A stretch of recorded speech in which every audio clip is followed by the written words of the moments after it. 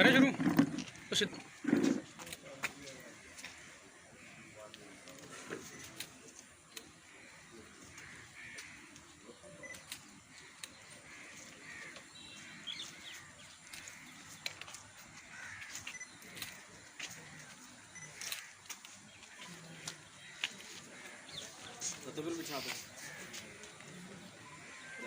बुजुर्ग माताएं उनको 18,000 रुपया सालाना दिया जाएगा।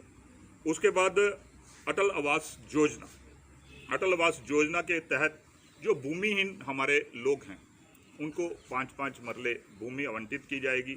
और बड़े हमारे ऐसे लोग हैं जिनके पास रहने के लिए कोई जगह भी नहीं है, मकान बनाने के लिए जगह नहीं। वैसे तो प्रधानमंत्री आवास योजना के तहत ज़्यादातर पंचायतों में लोगों के घर बन चुके हैं, लेकिन अभी भी बड़े सारे लोग ऐसे हैं जिनके पास भूमि नहीं है और वो बेचारे वैसे ही कोई किराए पे रह रहा, कोई कहीं पे रह रहा है। इसलिए भूमिहीन लोगों को 5-5 मरले जमीन दी जाएगी, भूमि दी जाएगी। उसके बाद जो हमारी वृद्धावस्था पेंशन, जो हमारी अगर हम बात करें तो हमारी विधवा बहनों की पेंशन या जो दिव्यांग भाइयों की, उसमें वृद्धि की जाएगी। आप सभी जानते हैं कि पहले पिछली सरकार के समय 200 रुपये पेंशन होती थी और जब केंद्र में सरकार नरेंद्र मोदी जी की आई तो 200 से बढ़ा के 1000 की।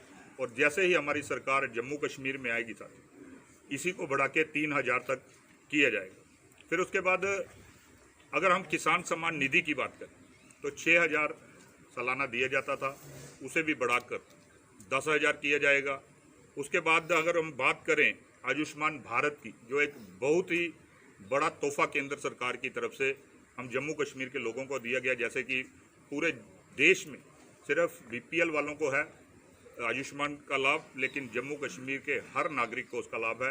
वो तो पहले 5 लाख तक दिया जाता था, अब उसमें वृद्धि करके उसको 7 लाख तक किया, 2 लाख की और वृद्धि कर रहे हैं, उसमें 7 लाख तक किया जाएगा। उसके बाद साथियों, ये तो मैंने प्रमुख जो हमारे प्रदेश के जो रहेंगे संकल्प वो बताए हैं। उसके बाद जो हमारे अपने इस विधानसभा के संकल्प वो मैं आपको बताऊंगा, जिसमें सबसे पहले रक्षा भूमि किराया मुआवजा जो हमारी बॉर्डर क्षेत्र में जितनी भी हमारी भूमि है जो रक्षा अपने डिफेंस के पास है, जिसमें काफ़ी देर से काफ़ी समय से लोगों का मुआवजा बंद है। कुछ लोगों का मुआवजा आ रहा है लेकिन कुछ का अभी भी रुका हुआ है। वो जल्द से जल्द उसको शुरू करवाएंगे और हर किसी को जो भी उसका हक बनता है जल्द से जल्द दिलवाएंगे साथी। उसके बाद दूसरा जो हमारा संकल्प है वो है कंडी नहर परियोजना। आप सभी जानते हैं कि पूर्व मंत्री स्वर्गीय पंडित गोविंद राम जी ने एक कंडी नहर का एक प्रोजेक्ट बनाया था। उनका सपना था कि कंडी क्षेत्र के लोगों को अपनी ज़मीन आबाद करने के लिए, फसलों के लिए एक अगर वहाँ पे नहर बन जाए तो काफ़ी एक उनको फ़ायदा होगा। लेकिन उसके बाद पंडित जी जब विधायक नहीं रहे तो वो वहीं पे रुक गई। 2002 में इसकी एक डीपीआर बनी थी, वो थी 82 करोड़ रुपए की। और उसको बाद जब 2014 में हम विधायक बने तो हमने उसको रिवाइज करवाया और 323 करोड़ की बनी। और जब तक वो डीपीआर तैयार हुई सारा उसमें फिर उसके बाद कुछ और भी समस्याएं थी, जैसे कि वहाँ पे जहाँ पे अलाइनमेंट हुई थी वहाँ पे कुछ रिहायशी इलाके बन गए थे, लोगों के मकान बन गए थे, तो उसको रीअलाइनमेंट के लिए कहा गया था। लेकिन उस दौरान हमारी सरकार चली गई और वो अदर में ही लट गई। हम जल्द से जल्द प्रयास करेंगे कि ये जो पंडित जी का सपना है उसे जल्द से जल्द हम पूरा करेंगे साथियों। उसके बाद हमारे इस क्षेत्र की जो सबसे बड़ी प्रॉब्लम है वो जोड़ियों से पुलावाला रोड। हमने प्रयास किया, हमारे डीडीसी भाई बैठे हैं, इन्होंने हमारे सांसद महोदय ने पहले भी, क्योंकि ये रोड बीआरओ के पास था, तो प्रयास किया, रोड की बाइंडिंग तो हुई, लेकिन जब उसमें तारकोल डालने की बारी आई तो वो उन्होंने 10 फुट ही डाली। हमारा प्रयास रहेगा कि जल्द से जल्द इसका हम चौड़ीकरण भी करेंगे और इस पर पूरा डबल लेन का इसको हम यातायात इसमें मुहैया कराएंगे साथी। उसके बाद हमारा बच्चों के लिए यहाँ पे सुविधाओं का बड़ा अभाव है।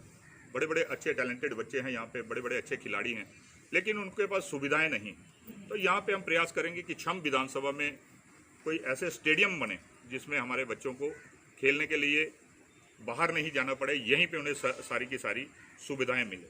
फिर उसके बाद अगर हम पर्यटन की बात करें तो बाबा महिमल देवस्थान, डोरी डगेर, काई देवस्थान, रगानी मैरामांद्रा, कुफी नड्डीवाला और बाबा अच्छो देवस्थान जो खुवाड़ा में है, इन सभी देवस्थानों को हम पर्यटन गांव के रूप में, टूरिस्ट विलेज के रूप में इसे डेवलप करेंगे ताकि यहाँ पे अच्छा विकास हो सके और लोग जो अपने टूरिस्ट हैं वो ज़्यादा से ज़्यादा यहाँ पे आए।